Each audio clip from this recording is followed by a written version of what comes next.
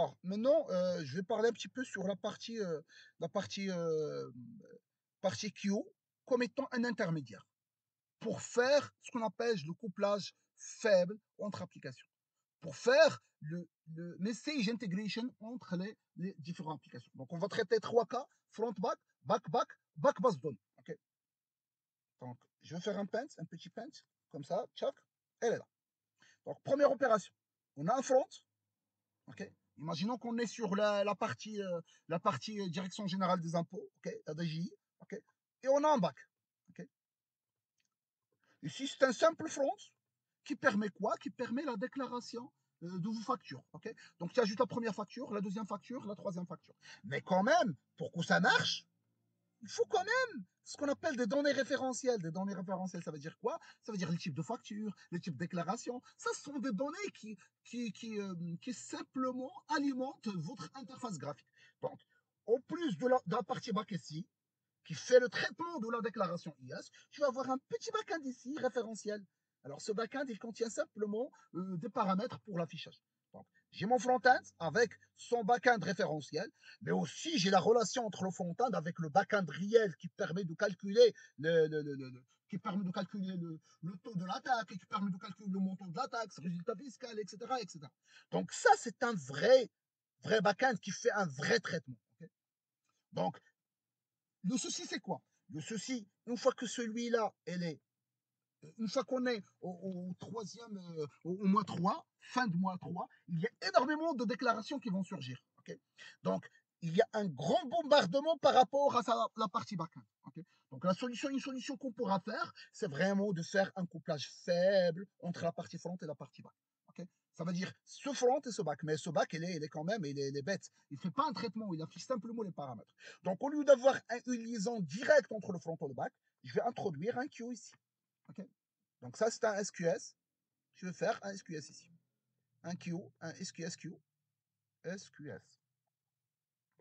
Un SQS Q. Alors, le front-end va envoyer le data vers le Q. Le back-end va faire un pool de messages. OK. Éventuellement, il va répondre sur le même Q ou sur un autre Q carrément. Éventuellement, il va répondre ici sur un autre Q. Il va envoyer le données et l'autre va faire un pool de données pour récupérer c'est quoi le montant, c'est quoi, etc. Et comme ça, on aura un couplage faible entre la partie front et la partie back. La partie back non référentielle, plutôt la partie back qui fait le traitement, c'est ce qu'on appelle le core domaine. Okay. Ça, c'est le premier cas de figure. Le deuxième cas de figure, c'est quoi? Alors, je vais faire quoi? Comme ça. Alors, le deuxième cas de figure, c'est quoi? C'est une liaison entre un back et un back. Imaginons que la partie back, elle est là, qui permet de calculer l'IS, par exemple l'impôt sur la société, ok. Mais quand même, cette partie, il a besoin d'un autre backend. Alors cet autre backend, c'est éventuellement qui représente la partie référentielle, mais référentielle de ce backend-là. Ok. Alors je vais faire un référentiel, un backend aussi. Référentiel, ça veut dire quoi? Ou bien ce qu'on a fait déjà dans le TP pour sauvegarder un paiement. Ok. Pour pouvoir sauvegarder un paiement, tu dois vérifier c'est quoi la commande, le total de la commande, etc. Okay. Donc, au lieu d'avoir une liaison directe entre le back-end et tu seras bloqué en attendant la réponse de notre back-end, non, on va introduire un queue. Donc, entre les deux, on va introduire un queue. Alors, une fois que tu as introduit un queue, alors vous aurez besoin de la commande telle, tu envoies, s'il vous plaît, j'ai besoin de l'information de la commande telle. Tu récupères la requête, ok, et tu envoies une réponse éventuellement dans un autre queue. Et toi, tu récupères la réponse. Okay. Ça permet aussi de faire un scale. Imaginons scale up. Imaginons que vous avez maintenant trois instances de cette même backend. Okay. Trois instances. Toi, comme étant un backend X, tu t'en fous. Tu t'en fous, est-ce qu'il y a trois instances ou quatre? Moi, je m'en fous. Moi, j'envoie les données au queue. Et le consommateur qui est disponible va faire un pool. Okay. Et une fois qu'il va faire un pool, il va faire un push sur l'autre queue pour que je puisse récupérer la réponse. Une fois la réponse a envoyée dans un autre queue, moi, je fais un pool. Donc moi, je suis pas conscient qu'il y a d'IT de consommateur, c'est qui le consommateur. Donc ça permet de faire un scale-up de mon application sans vraiment être un petit peu surchargé par ce qui passe dans l'autre microservice. Okay. Donc ça, c'est le deuxième cas de figure, ça veut dire backend, backend. Et il y a un dernier cas de figure, c'est un backend base de données. Alors, imaginons un backend ici, et là le backend, et ici il y a un base de données. D'ordinaire, une communication directe entre les deux, elle est là, tu envoies la requête et tu récupères la réponse. Mais ça pose un problème. Une fois qu'il y a énormément de transactions qui arrivent, sûrement tu auras des problèmes. Principalement ce qu'on appelle des islogs. Okay, tu auras des problèmes lors de faire la transaction avec votre base de données. L'une des solutions qu'on pourra proposer, okay, c'est quoi? C'est d'éliminer cette relation directe entre le backend et base de données et introduire un queue à l'intermédiaire, okay, et un autre backend qui permet de faire les transactions. Tu fais un envoi de la transaction que vous voulez sauvegarder. L'autre backend, une fois qu'il est apte, une fois qu'il est à l'aise, il pourra récupérer et faire insérer.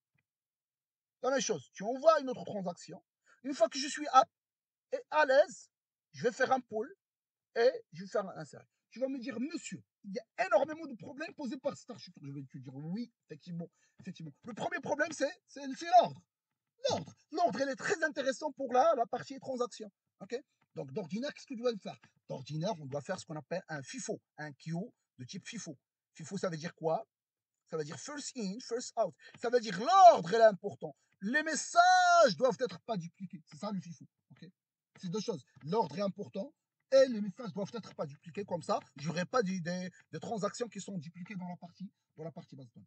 Ça, d'une part. Okay, d'autre part, on pourra implémenter ce qu'on appelle un saga design pattern. Saga, ça veut dire quoi?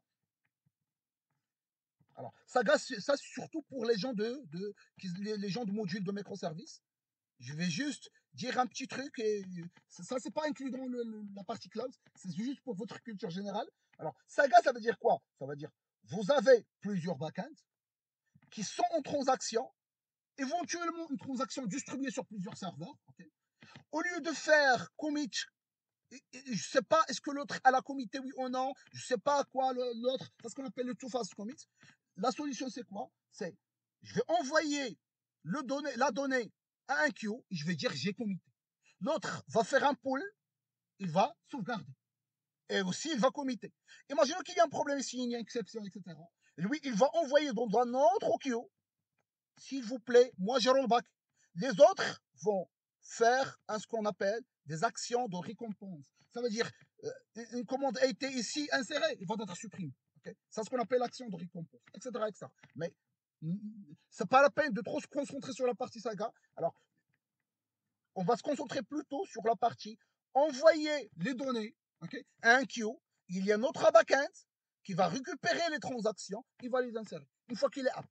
Okay, mais le saga, c'est un petit peu le cadre général, c'est un petit peu les transactions distribuées pour les gérer parce qu'il y a plusieurs questions par rapport à l'aspect transactionnel dans cette approche.